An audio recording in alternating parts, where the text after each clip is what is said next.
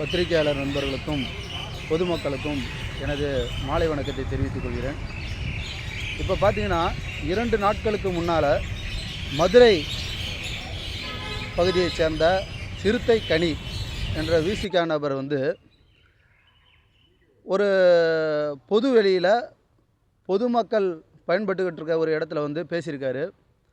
பாருங்கள், இந்த மக்கள் பாதுகாப்பாக இருக்கணும்னா, சுதந்திரமாக தீபாவளியை கொண்டாடணும்னா முட்டாள் பிஜேபி நீங்களாம் கேட்டுக்குங்க. நீங்களாம் எங்களுடைய அண்ணன் தொல் திருமாவளவன் அவர்கள் மேலே கை வச்சா இந்த நாடே கலவரமாகும். நீங்களாம் பாதுகாப்பாக இருக்க முடியாது அப்படின்னு சொல்லி ஒரு பொது வெளியில் பப்ளிக்காக பேசியிருக்காரு. அவர் பேசி 2 நாட்கள் ஆகியும் கூட இந்த துருப்பிடிச்ச இரும்பு கரத்தை வச்சுருக்க திமுக அரசு இது வரைக்கும் தன்னுடைய இரும்பு கரத்தை எதுக்குமே பயன்படுத்தலை. பாருங்கள், மக்களுடைய பாதுகாப்புன்ற ஒரு விஷயத்தில் கிட்டத்தட்ட 4 ஆண்டுகளாகவும் கூட இந்த திமுக அரசு தன்னுடைய இரும்பு கரத்தை இது வரைக்கும் பயன்படுத்தலை.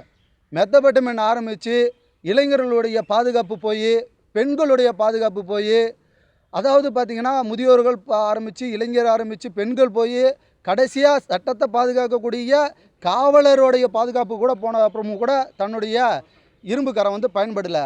கடைசியாக பார் கவுன்சில் வாசல்லையே ஒரு நீதிக்காக போராடக்கூடிய ஒரு பார் கவுன்சிலரை சேர்ந்த ஒரு வக்கீலை ஒரு கார் மோதிடுச்சு. அதாவது 5 அறிவு ஜீவன் கூட தன்னை யாராவது அடித்தாங்கன்னா திரும்பி நின்று முறைக்கும். அப்படி அவரை முறைச்சிட்டாங்களாம். திரும்பி அண்ணன் திருமாவளவன் அவர்களை நானே சொல்கிறேங்க, முறைச்சது யாராக வேணால் இருக்கட்டும், ஆனால் உங்களை திரும்பி பார்த்து உங்கள் கார் மோதினால ஒரு தவறு, சரிப்பா சாரிப்பா போப்பான்னு சொன்னால் ஒரே வார்த்தை முடிஞ்சு போச்சு. உங்களுடைய கட்சி நிர்வாகிகள் அவரை விரட்டி அந்த நீதிமன்ற வளாகத்துக்குள்ளே சென்று அடிக்கிறாங்க. ஒரு கட்சி தலைவர் நீங்கள் அவரை தடுத்துக்கிருக்கலாம், சரி பரவாயில்ல. உங்கள் கட்சியோட தொண்டர்களுக்கு நீங்கள் தொடர்ந்து என்ன சொல்லிக்கிட்டு இருக்கீங்க? கட்சி தொடர்ந்து என்ன சொல்லிட்டு இருக்கீங்கன்னா, நீங்கள் அடங்கமறு, அத்துமீறு, சரக்கு மிடுக்கு இந்த மாதிரி பேச்சுகளை சொல்லி தொடர்ந்து ஒரு சமுதாயத்தை நீங்கள் தவறான வழியில் செயல்படுத்த வேண்டாம்.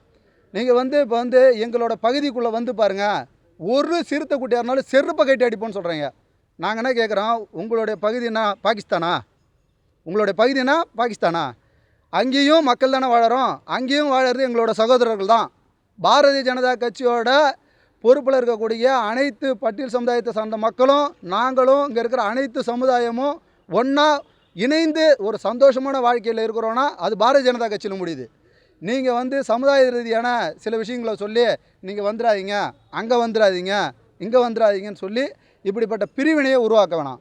நாட்டு மக்களுடைய பாதுகாப்புக்கு அச்சுறுத்தும் வகையில் பேசினவங்களை நீங்கள் இது வரைக்கும் எந்த ஒரு நடவடிக்கையும் இது வரைக்கும் எடுக்கலை. பார் கவுன்சில் வாசல்லே ஒரு நீதித்துறையை சார்ந்தவரை தாக்கப்பட்டு கூட எந்த ஒரு நடவடிக்கையும் எடுக்கலை. கஞ்சா வியாபாரம் அதிகமாகிட்டு இருக்கு, அவங்க மேலேயும் எந்த விதமான நடவடிக்கைகள் எடுக்கலை. இப்படி தொடர்ந்து மக்களுடைய பாதுகாப்பின் மேலே கொஞ்சம் கூட அக்கறை.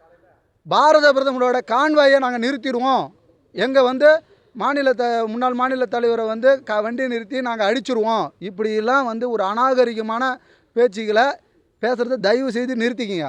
உங்களுக்கு தெம்பு திராணி இருந்தால் பாரத பிரதமரோட வாகனத்தை நடுவில் கான்வாயை நிறுத்தி பாருங்கள், அப்புறம் என்ன நடக்குதுன்றது அதுக்கப்புறம் உங்களுக்கு தெரியும்.